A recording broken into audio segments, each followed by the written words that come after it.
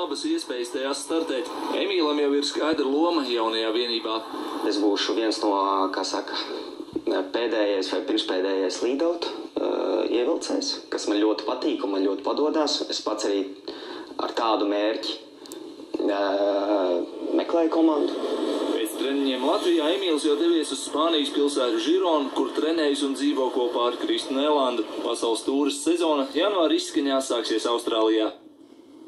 Tie bija dienas sporta jaunumi uz tikšanos panorāmas laikā.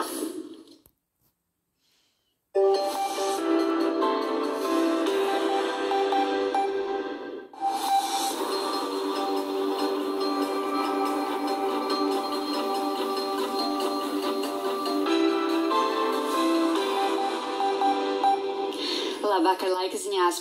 2021. gada 5. decembrī Sigultā bija izveidojušās 35 cm dziļas sniega kupenes. Šodien Latvijā gan sniega ir krietni vien mazāk un aizvadītajā naktī Kurzemē sniega sagas biezums sasniedz 1 līdz 4 cm, bet pārējā valstī aina ir krietni vien pelēcīgāka. Tuvākajās dienās Latvijā vēl saglabāsies neliels sauss un sagaidīsim arī nokrišņus. Gan šajā naktī, gan arī rīta dienā mākoņu vietām atnesīs nelielu sniegu un slapju sniegu, bet dažviet piekrastē nedaudz līs. Naktī mākoņu būs itin daudz un pūtīs lēns līdz mērens vējš. Arī šī nakts būs diezgan zastri, jo gaisa temperatūra Latvijas austrumos pazemināsies pat līdz -4 grādiem. Valsts vidienē, kā arī Kurzemē, gaisa sadzisīs līdz 0 grādiem un nedaudz siltāks būs tikai dažviet jūras piekrastē. Arī dienā laiks lielākoties mākoņains, tikai brīžiem starp mākoņiem parādīsies kāds saules stars un gaisa temperatūra rīt. Valsts lielākajā daļā būs 0+2 grādi, bet valsts austrumos arī dienā pieturēsies neliels sauss.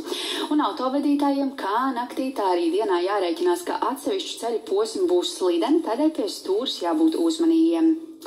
Rīgā tuvākajā diennaktī laiks būs itin mākoņains, brīžiem arī nedaudz sniks un gaisa temperatūra kā naktī, tā arī dienās svārstīsies ap 0 grādiem. Arī turpmākās naktis dzestras, naktī uz sestdienu valsts austrumos un arī valsts vidienē gaisa sadzisīs līdz -5 grādiem. Dienā gaisa temperatūra būs -1+2 grādu robežās.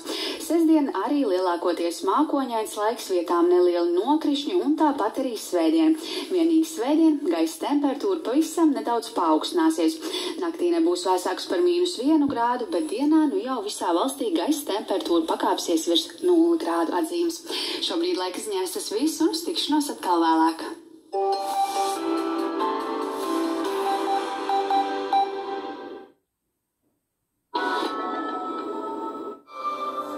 Slimību neieplāno, tā nešķiet.